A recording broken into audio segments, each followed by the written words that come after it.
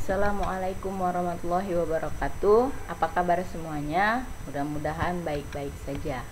Hari ini kita akan membahas mengenai filsafat pendidikan. Pertanyaannya, apa itu filsafat? Nah, filsafat itu nanti ada pengertiannya menurut segi semantik yang menyatakan bahwa filsafat merupakan philos dan sophobia yang artinya cinta kebenaran atau cinta kebijaksanaan. Sedangkan secara segi praktis, filsafat itu diartikan sebagai alam pikiran atau alam berpikir. Nah, definisi filsafat itu sendiri menurut beberapa ahli, pertama menurut Plato, menyatakan bahwa filsafat tidak lain dari pengetahuan tentang segala sesuatu yang ada. Dari pernyataan Plato inilah yang kemudian menyatakan filsafat merupakan ilmu dari pengetahuan. Kemudian menurut Aristoteles, filsafat merupakan ilmu yang meliputi kebenaran yang terkandung di dalamnya, baik itu ilmu-ilmu metafisika, logika, retorika, etika, ekonomi, politik, maupun estetika. Kemudian menurut Francis Bacon menyatakan bahwa filsafat adalah induk agung dari ilmu-ilmu, dan filsafat menangani semua pengetahuan sebagai bidangnya. Nah, pernyataan Francis Bacon ini mirip seperti pernyataan Plato yang bisa disimpulkan bahwa filsafat itu adalah ilmu induk dari semua ilmu pengetahuan.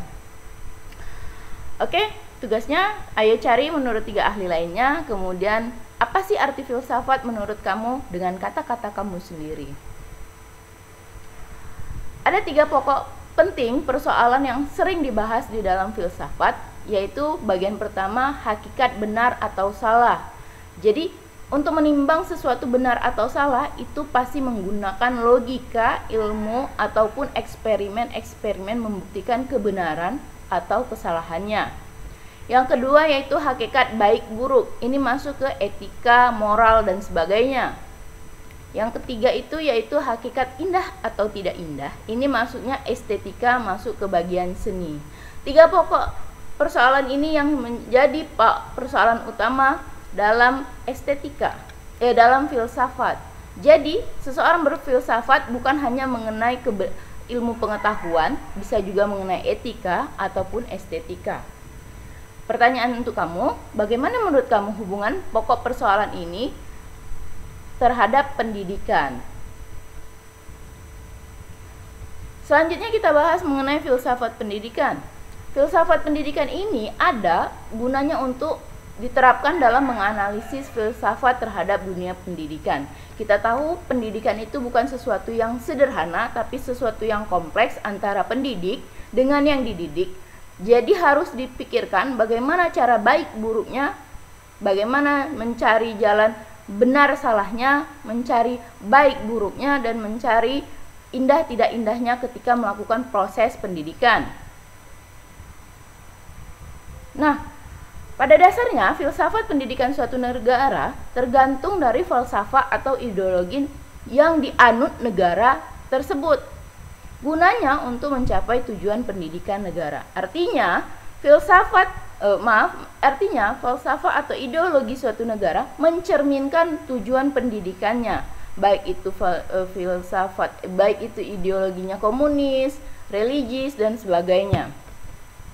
Pertanyaannya, menurut kamu apa ya tujuan pendidikan di Indonesia?